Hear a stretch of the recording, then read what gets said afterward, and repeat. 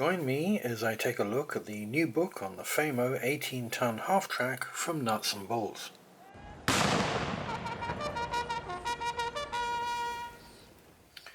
When it comes to building models, the quality of the finished work is usually greatly enhanced by the correct application of good quality and trusted tools.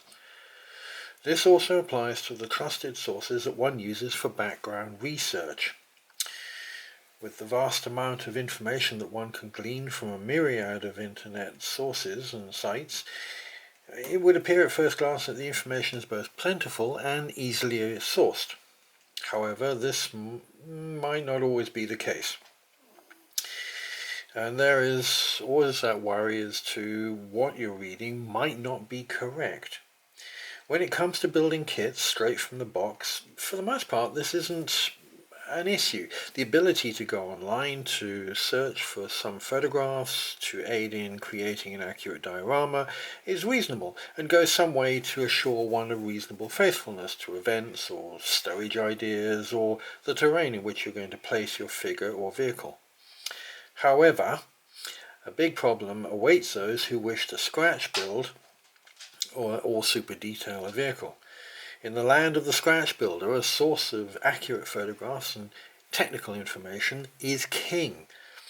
Now that we can solve this by clambering over a restored vehicle with the appropriate tools, namely a tape measure, a camera, a sketch pad and a Mark I eyeball, all the while risking the wrath of the restorers as you leave grubby prints all over their prized work, or, worst of all, running foul of the turret monster, which seems to direct one's head repeatedly to the same heavy or sharp, or both, piece of tank. I have done both and have the plasters to prove it. The above solution, while great, involves access, either geographical or permission, both of which can be problematical. So when a recognized publisher of accurate and clear and well-sourced information puts it all together in a single well-illustrated book, scratch builders and super detailers alike should rejoice and put away their sticking plasters and latex gloves. As for geography, well, the only travelling you need do is to your workbench. So, let me introduce Nuts and Bolts Volume 43. So, this is Famo's Sd.Kfz 9 18-ton Zugkraftwagen, armoured and unarmoured variants. Published in November last year by Nuts and Bolts. The author is Dr. Nicholas Hetler. It's a soft cover with 390 photographs spread over 234 pages, including covers. 240 contemporary photographs, 125 colour photographs of vehicles in both public and private collections. There are 30 colour photographs of models of the vehicle, 16 camouflage schemes are available. You're looking at 4 tables of organizational charts. You're also looking at 2D and 3D drawings of all the variants. The language is in both English and German, and the recommended retail price is €29.90.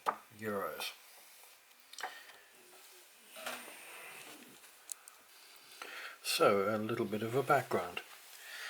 The initial half-track designs were given to the commercial engineering sector in Germany for both development and testing. In 1935, Linke Hofmann Buschwerke, based in Breslau and famous for the Rubezahl and Boxer Schleppers, were acquired by the road vehicle division of Junkers, Fahrzeug- und Motorenwerk, otherwise known as Famo. The subsequent development of the special trucks department put in place to meet the requirements of the Wehrmacht saw the creation of a successful range of half-track prime movers. They then produced their first prototype, the FMGR-1, in 1936.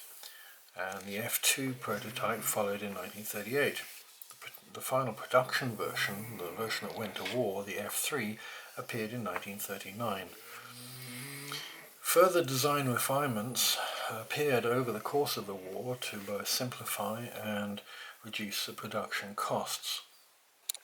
In 1939, after the invasion of Poland, Famo took over the Ursus engine plant in Pruszków, before both Famo and Ursus were amalgamated into the Warschauer Vereinigen Maschinenfabriken. Junkers finally divested his interest in Famo in 1942. As the tide of the war in the East changed, the manufacturing facilities had to move back, first to Breslau and then to Schönebeck, and there they remained until the capitulation.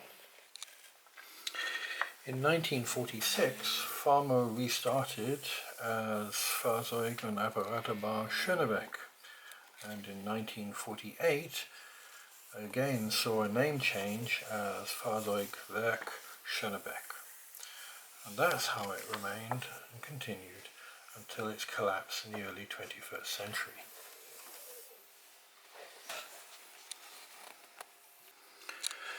So as you can see from the illustrations, the Sd.Kfz 9 Famo was a big beast. Powerful, extremely powerful vehicle, and the heaviest prime mover and half-track in service with the Wehrmacht in World War II.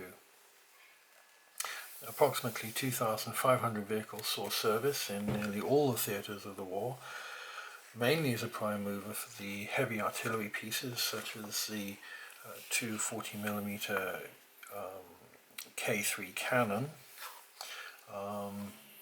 Also in its recovery role, it was quite happily pulling the Sd.Kfz 116 low-loaded trailer. It saw service in a number of variant forms, as a recovery vehicle for tanks, though I'm sure you have seen in many sources a number of these vehicles fitted in tandem, pulling things like Tigers and Panthers. Some of the variants that you will see are as the mobile crane. For example here, servicing what looks to be the turret of a Panzer IV. The vehicle itself was incredibly versatile as a prime mover, as a weapons carrier, crew carrier. It also was an exceptional beast at pulling things. For example, this captured French heavy self-propelled gun, which was designated the 485 GPF, a caliber of 194mm. So overall, the vehicle was versatile and an exceptionally powerful beast, powered by the Maybach HL 108 12-cylinder, giving the Famo 270 horsepower. The easily identifiable configuration of overlapping interleave road wheels were in 6 sets. It was as complicated to maintain in that configuration as the armoured vehicles, but if nothing else, the crews were trained to handle that. In the recovery role, the power plant chassis and suspension arrangement allowed the Famo to tow up to 28 tons, while this was quite adequate for medium armour up to the Panzer IV. It fell far short of the required power to recover, for example, as I said, the Tiger or Panther, and this invariably required 2 or more to do the job. Here then is the flak version of the vehicle, carrying the famous 88mm. used both as anti-aircraft and anti-tank roles and infantry support.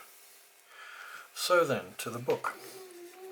As I said, this is the latest in the Nuts and Bolts series of books on German World War II military vehicles. Though first published some 20 years ago, this is a thoroughly revised and expanded edition, taking advantage of both new sources of illustration and restored vehicles, not available during the production of the first edition. An excellent historical perspective leads neatly into the vehicle's development, and brilliant chapters covering both a technical description and the vehicle variants. There are chapters on production plants and the manufacturing process, as well as descriptions of its place in operational deployment. The best collection of illustrations adorn this book throughout and will give the historian an excellent idea of the vehicle from concept to deployment. At the same time, it gives the model maker enough of a feast of technical images to super detail any one of the excellent kits available on the market, and the scratch builder all that they could ever need to take on this fascinating vehicle. Added to this is a wealth of photographs of deployed vehicles that will give everyone great ideas for dioramas. And just in case you don't have access to one parked just down the road, illustrations of restored vehicles give visual access and insight into this amazing vehicle. As for model makers, this book has beautifully illustrated contributions from modeling the Famo from Vinnie Brannigan, Darren Thompson and Tony Greenland, Vitaly Mokorowski and Peter Zakania. Their models can only inspire the other model makers who will definitely want to put this on their must-get list. The famous Famo, then, is a fascinating vehicle, giving a great subject to the model maker, and for this book, Famo Sd.Kfz 9, the 18-ton Zugkraftwagen, armoured and armoured variants, is an indispensable source of information for the model maker and is also a great source for historians. I hope this will inspire you to go out and get your hands on a copy of this. Happy building!